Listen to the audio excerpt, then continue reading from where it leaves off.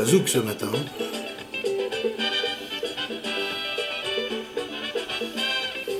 Bonjour.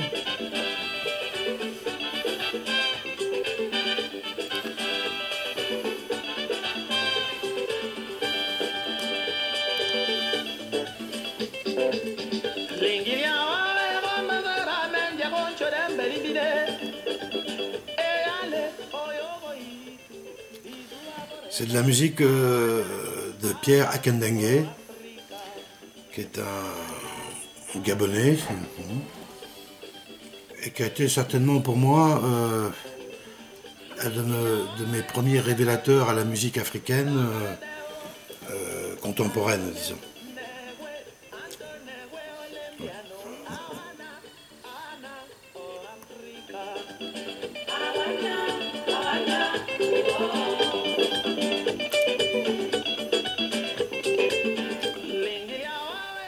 Beaucoup de chansons en français, avec des beaux textes, qui sont un peu des textes souvent un peu engagés, comme beaucoup de chanteurs africains expriment, puisque la chanson sur ce continent est encore toujours, mais elle l'est aussi dans notre continent, même si ça se voit moins. Mais disons que c'est un grand vecteur de communication et politique souvent. Social, mais politique aussi. Pas toujours.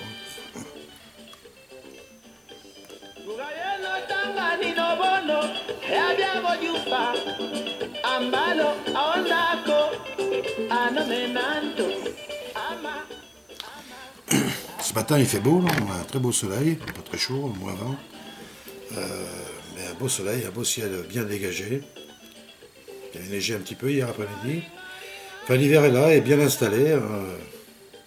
On sent que le printemps est en train d'œuvrer là, en promesse, en surprise, certainement. Tout est là, on peut le ressentir plus ou moins en soi. Même si ça ne se voit pas, toutes ces énergies sont là, sont présentes. Et comme je le disais sur ma vidéo précédente, les énergies de l'émotion sont très présentes. L'astral est très fort, très vif.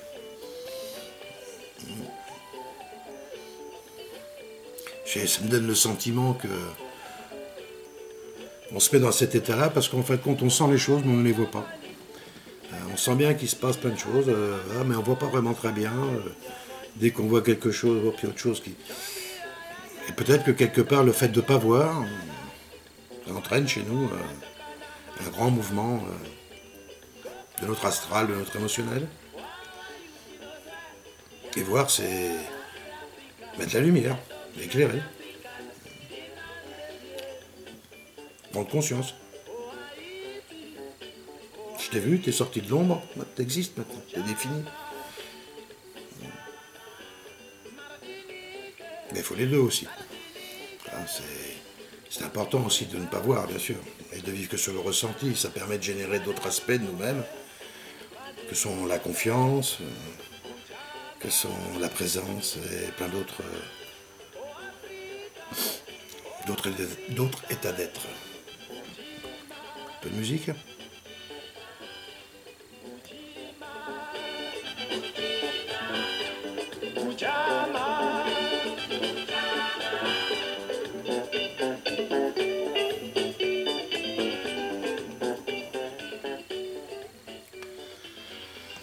Ce matin, mon sujet c'est l'intégration.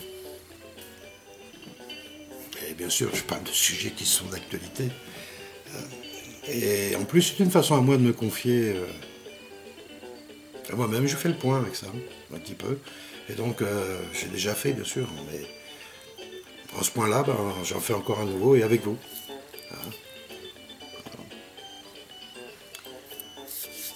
Comme ça ne se voit pas de premier abord, je ne suis pas un noir de type africain, mais je suis métisse. Et mon papa, que j'ai connu sur le tard dans ma jeunesse, était noir, mais bien noir, hein, comme un Africain, quoi, mais d'origine antillaise, la Guadeloupe. Et puis ma maman, que j'ai pas connue du tout, était blanche, tourangelle. Et donc je suis le fruit de leur union, ainsi que des frères et des sœurs. Je suis un enfant métis. Et j'ai été élevé en France. J'ai été élevé en France dans une filière qui, hélas, effectivement, m'a éloigné d'un milieu familial. Je peux dire que par rapport à beaucoup de gens qui ont évolué dans des milieux familiaux, je ne sais pas si quelque part je ne me suis pas mieux retrouvé. Mais ça m'a amené donc à vivre dans des foyers, et sauf une petite période de ma vie de 4 années quand j'étais jeune enfant qui m'a permis de vivre dans une famille d'agriculteurs tourangeaux. Je remercie, qui m'ont apporté en fin de compte le nécessaire utile, le bagage nécessaire utile d'une relation affective, je peux le dire, au sein d'une famille, avec des équilibres, avec un regard pour un enfant suffisamment lointain pour se sentir en sécurité, ce qui n'avait pas été le cas les années précédentes. Et là, lorsque j'étais enfant, comme ça, à partir du moment où j'étais chez ces gens-là, donc je suis arrivé chez eux, j'avais 6 ans. Chez Tata Yvonne et Tonton Roger. Ben, c'était merveilleux. Hein. Vu sous mon regard d'enfant, bien sûr, en reprenant du recul, c'est différent, mais c'était une belle période parce que la campagne, pour un enfant, c'est superbe. En plus, une ferme avec plein d'animaux, des terrains partout, des bois. Enfin bref, un super beau jeu pour vivre son vivant. Voilà. Et puis, le social, l'école. Parce que bon, il y avait la ferme et j'allais à l'école. Comme tous les enfants à l'époque. D'ailleurs, pour se rendre à l'école, on allait à pied. Hein. On avait, je crois, 4 km à peu près à faire. Donc, c'est toute une histoire, des chemins, j'en ai plein de souvenirs. Comme tous les enfants qui ont fait ça, avant, même quand on fait le bus, on a des façons de se repérer un peu sur ces chemins d'habitude. Et donc, j'ai passé donc, toute mon école primaire dans cette famille. Et c'est avéré en plus, j'étais un excellent élève, puisque j'ai fait 88 les prix d'excellence. Ça m'était facile, très facile. Et les problèmes qui étaient liés à ma différence, quoi, donc ma couleur de peau, c'est là où ils sont apparus sous la forme de petits noms, boule de suie, boule de neige, boina, des trucs comme ça. Que j'avais tendance à régler à l'époque, physiquement, c'était non.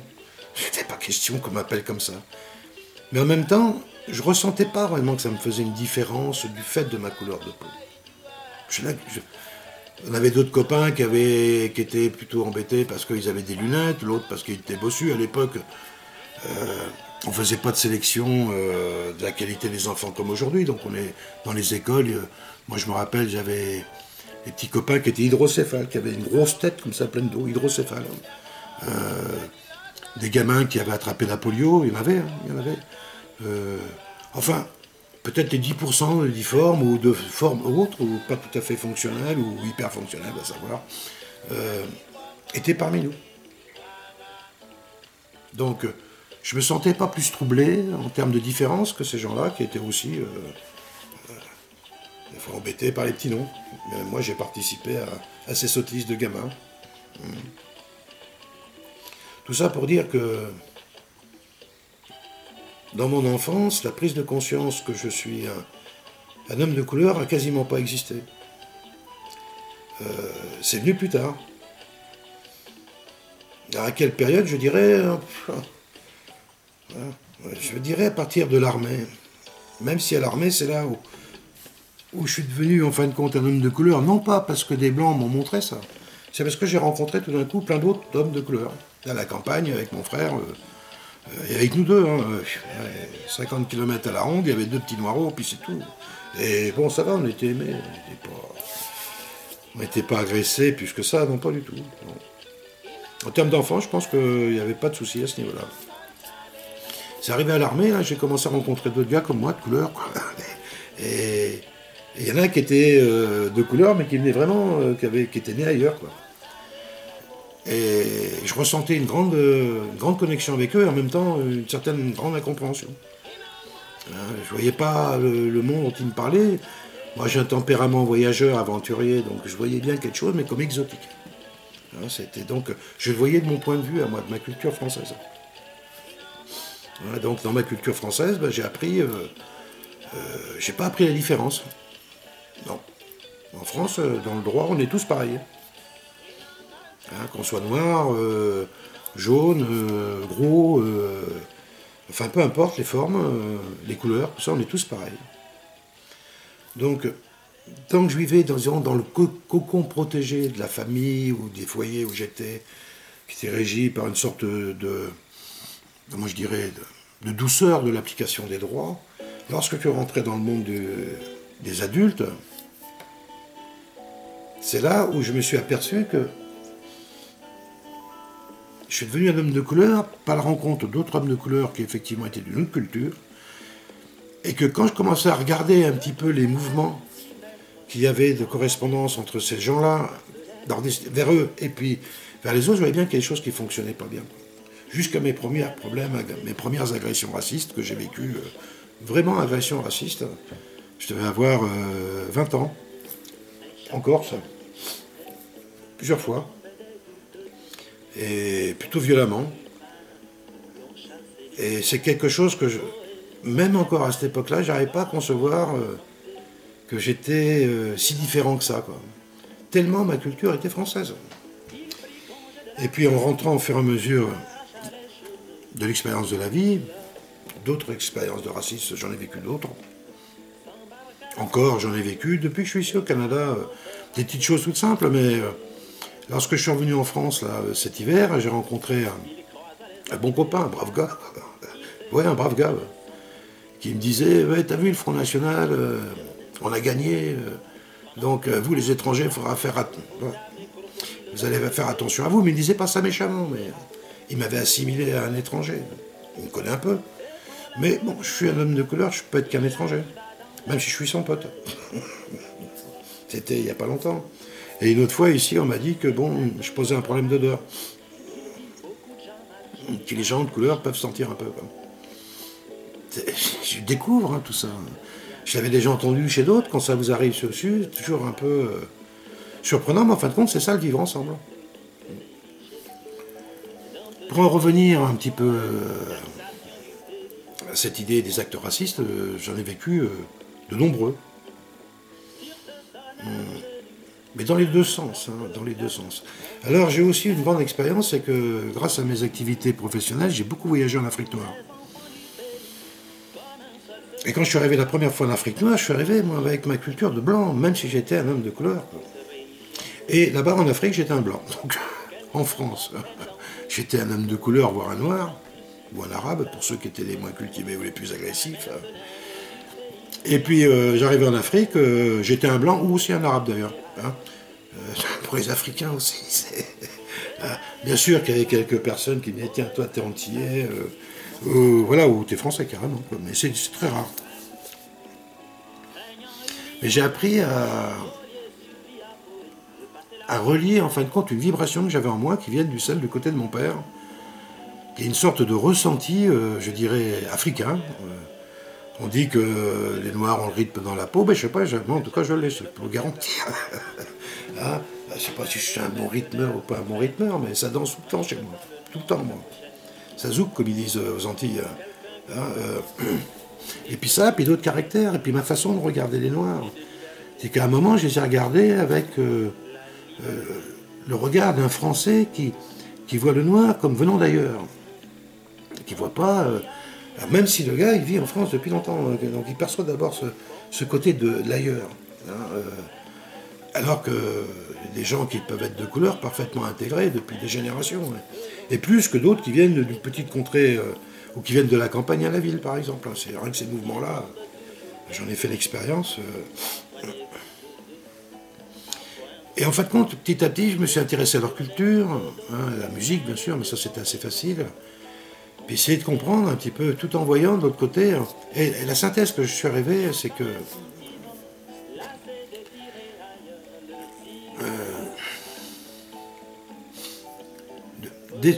d'essayer d'exprimer à nous tous, qui avons nos propres différences, que les différences n'existent pas, c'est nier qui nous sommes. Réellement. Moi, je n'ai strictement aucun souci avec quelqu'un qui me voit de couleur. C'est pas... Et alors, c'est pauvre qui voit, quoi. S'il me voit blanc, bon, ben, je dis tant mieux, c'est son truc à lui, quoi. Et s'il me voit noir, c'est pareil, c'est son problème. Mais je suis ce que je suis, me voir comme je suis, c'est ça qui est important. De se voir les uns comme les autres. Et si t'es petit, on dit les gars, il est petit, ça. Bon, il est grand, il est noir, il est noir, il est rouge, je ne sais pas pourquoi. Parce que quelque part, les distinctions, on les fait vraiment entre nous.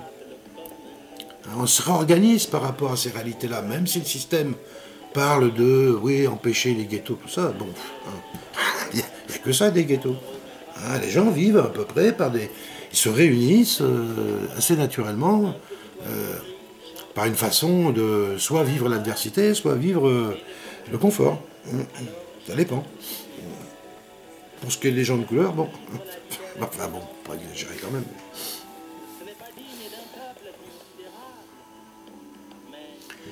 Quand je vois les événements, parce que les événements qui se passent actuellement en France, qui développent cette inquiétude, et je vois bien que les gens sont en paix.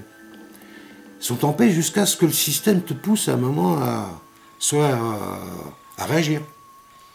C'est comme ça qu'ils font en général.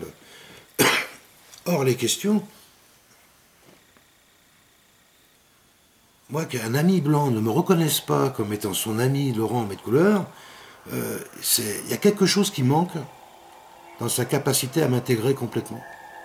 Parce qu'en situation où ça se manifestera, où ça sera un critère, puisque lorsqu'on commence à rentrer dans des lois qui peuvent sélectionner les gens en courant religieux, après en courant de pensée, il va bien falloir un peu essayer de catégoriser tout ça, et puis on s'aperçoit que, je vais parler crûment, la réalité, le monde musulman, ben, c'est qui? Ce sont des gens d'origine arabe, ou sud-sahéliens, nord-africains. Bon, c'est vrai qu'il y a des Pakistanais, mais ce ne sont pas les immigrants principaux musulmans qui y a en France. La religion musulmane, qui est la deuxième religion française. Je ne sais pas si c'est un bien, si c'est un mal, j'en sais rien, mais ça fait partie de l'histoire de France. Si on stigmatise un moment sur le religieux, bon, bah, si c'est parce que les gens ils débordent un petit peu des temples, bon, à la limite, on saura qui c'est, mais si on commence à dire que, oui, mais apparemment, tous ceux qui viennent des pays arabes sont musulmans, et donc c'est assez facile de reconnaître en gros un musulman par sa couleur de peau. Puis de là, on rentre dans les amalgames. Hein. Et après, ça sera la longueur des cheveux, quoi. Il est normal que quelque part on s'observe en différence, parce que c'est nouveau. La France, on n'a jamais voulu regarder ça, quoi.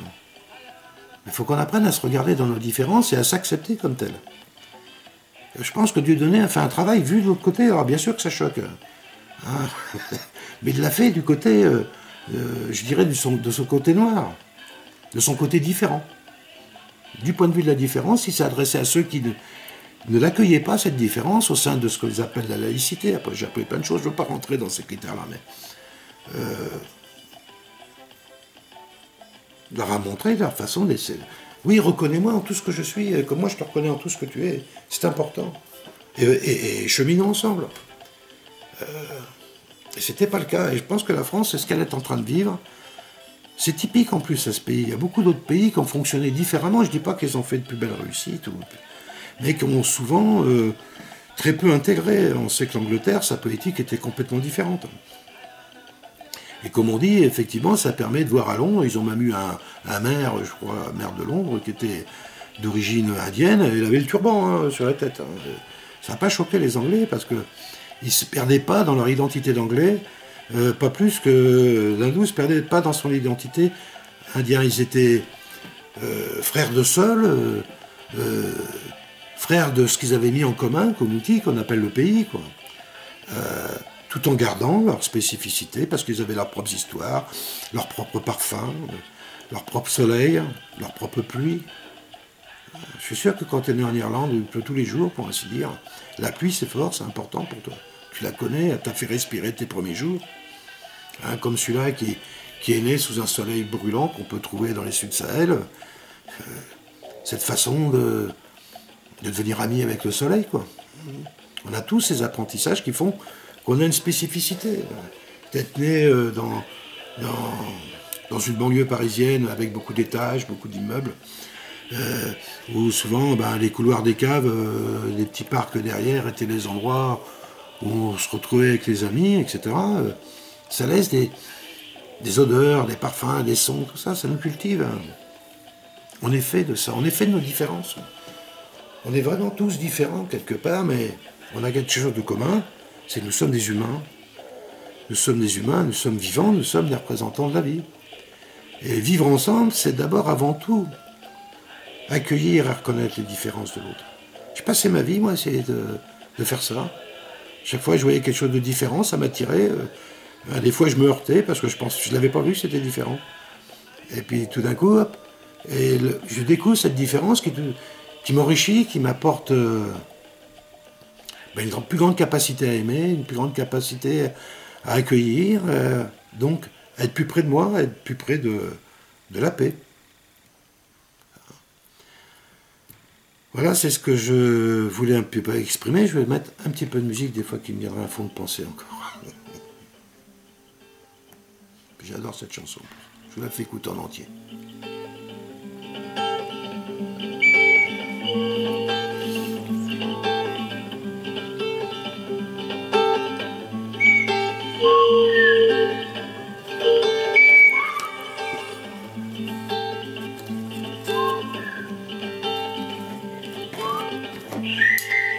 Ulobada vanue.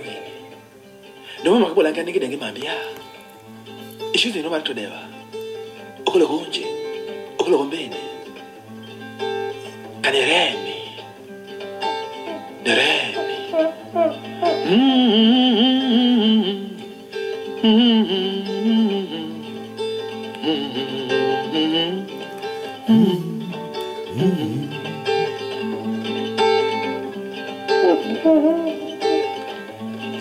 Ma hache défie le bois, ma hache mord le bois, ma hache déteste le bois.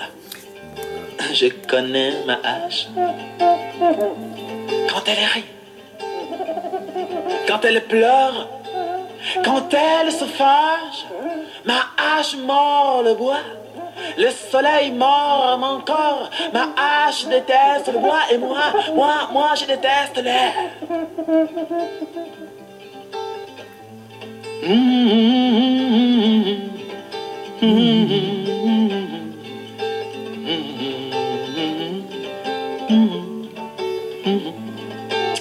La journée est longue, mais moi je ris. La journée est pénible, mais moi je chante. La fin du mois est stérile, je bosse. La fin du mois est stérile, je chante.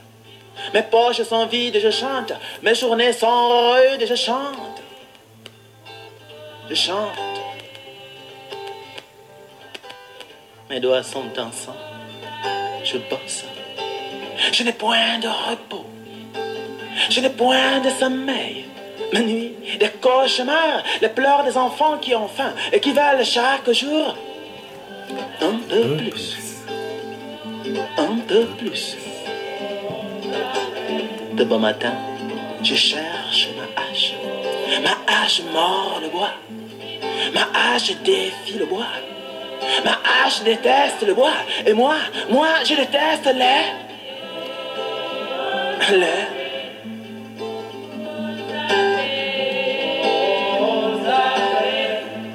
Le soleil mord mon corps.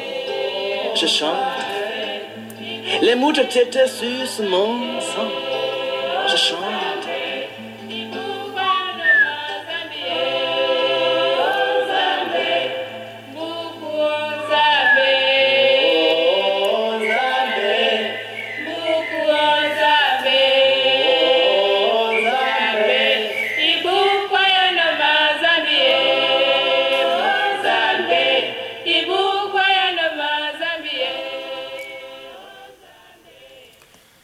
Une chanson donc, toujours de Pierre Akandengue. L'album c'est Passé composé, je crois. Alors, je remercie un ami, Jean-Marie, qui m'avait fait découvrir cet auteur. que j'ai fait découvrir aux enfants. Je crois que mon fils aime beaucoup, Laura aussi. Ils sont sensibles. Bon, toutes les chansons ne sont pas de cet acabit. Il y en a plus joyeuses, il y en a plus revendicatrices, il y en a d'autres totalement musicales. C'est un beau voyage au cœur d'une sorte d'Afrique vivante, ce côté doux et vivant de l'Afrique, qui est un magnifique continent que j'ai eu la chance d'explorer, mais moi j'ai surtout exploré, oui je peux dire, j'ai travaillé, j'ai exploré surtout l'Afrique des villes et des bidonvilles, qui expriment aujourd'hui l'Afrique d'aujourd'hui, quoi. Les villages où on pile le mille avec... il y en a, mais de plus en plus, c'est dans des immeubles plus ou moins finis. La modernisation essaie d'avancer. Hein. Des télés partout, comme ça. Mais une force de vie. Moi, c'est ce que j'ai ressenti quand j'étais en Afrique. Une vibration, quelque chose, un poumon. Tout est... Peut-être parce que justement les Africains chantent beaucoup, possible. Il y a beaucoup de musique sur ce continent. C'est un continent très musical.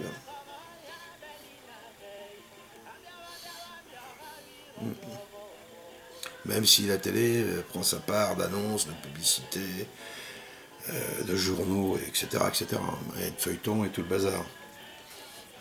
Oui, moi j'ai connu l'Afrique des villes.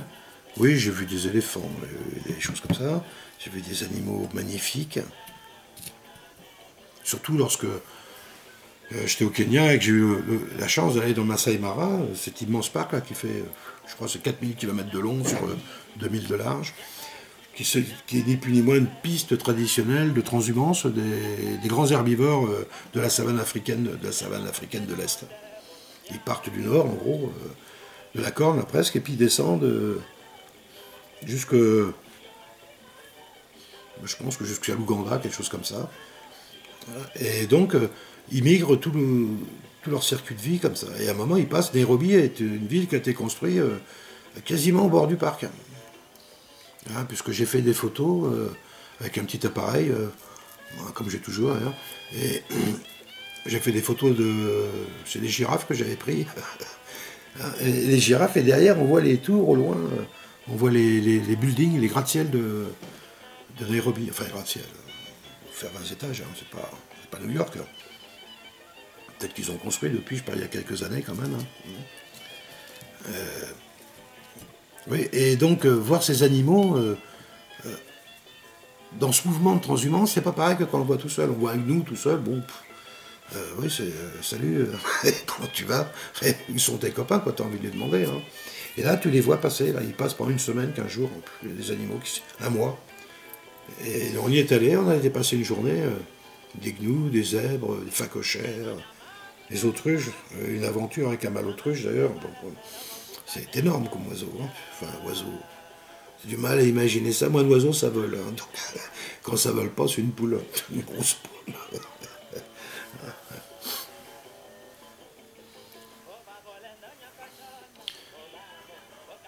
J'ai ressenti dans cette vibration là, de l'Afrique quelque chose qui était toujours en moi. J'ai toujours eu ça. Quand j'étais plus jeune, que j'étais jamais venu, même sur ce continent, j'avais cette chanson africaine, cette note, cette vibration que j'ai parfaitement ressentie en arrivant. Et ça m'a tout de suite relié à quelque chose de profondément ancré, qui est la mémoire, en fin de compte, de mes ancêtres du côté de mon père. Mon père est noir avec sa propre culture qu'il a eue. Et à un moment, on est le fruit de sa culture, on est son être et le fruit de sa culture. Et donc, il y a quelque chose qui se transmet à travers, on le sait, en termes de génétique, il y a aussi un patrimoine historique qui se transmet aussi. On est le fruit de synthèses de milliers de vies qui se sont faites avant, voilà. Quelque part. Et j'exprimais ça pour dire que bon, mon côté africain a fleuri à ce moment-là. Et je me suis retrouvé en fin de compte avec deux vraies entités en moi qui étaient, je suis français, justement de cœur, on va dire, de culture.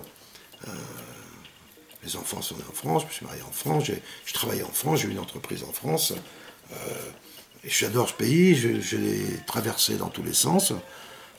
J'avais un métier de forain, ceux qui font les marchés, les foires, tout ça. Donc ça m'a permis de beaucoup voyager sur ce territoire. Et c'est vrai que c'est un super beau pays. Enfin bon, comme tous les gens peuvent dire de leur terre, hein, peu importe la terre, on est à l'endroit où on est, même si ça a été un endroit souffrant, malgré tout, il y a un moment on l'a trouvé beau. Il y a un moment on l'a trouvé beau. Ça, il y a quelque chose, il y a une imprégnation du lieu de naissance. Cette vibration par laquelle on accueille, alors soit elle a été choisie, soit... enfin bref, il y a plusieurs façons d'interpréter ça, quoi.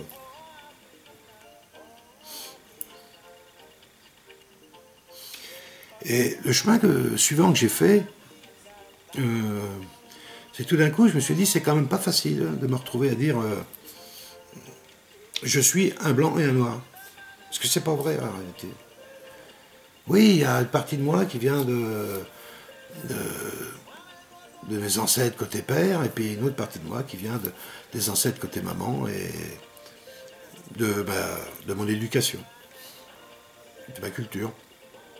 Il y a aussi un autre aspect, c'est que je suis un métis à part entière. Et je me suis aperçu que quand je rencontrais d'autres métis, on avait encore un plan commun, qui était au-delà de celui d'être noir et blanc. On a été métis. Les métis, ça nous amène sur un plan plus universel, quelque part. On n'a pas de revendication, comment je dirais, spécée. Et en plus, c'est un sentiment, je vous dis des choses telles qu'elles sont, j'ai toujours eu le sentiment que le métis, c'était comme une sorte d'avant-garde, un petit peu de l'évolution de l'espèce. C'est toujours par les métissages que le neuf arrive, quoi. C'est comme ça que ça se passe, quoi. Et je crois qu'on le porte en nous, ça.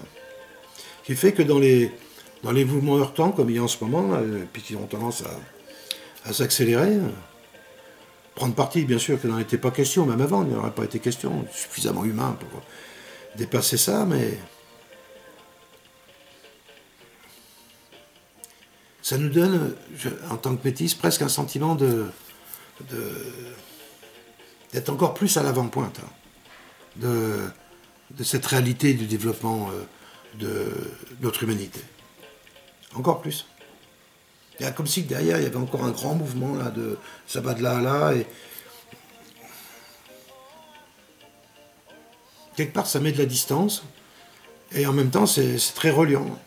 C'est très reliant.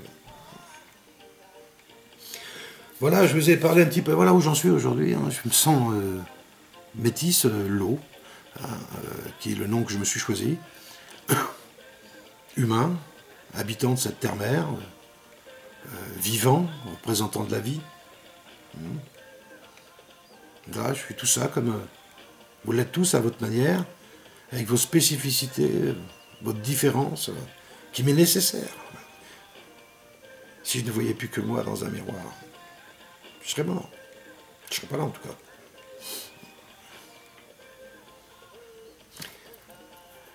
Bye bye les amis, merci de m'avoir écouté si longuement. Amour et paix. Bye.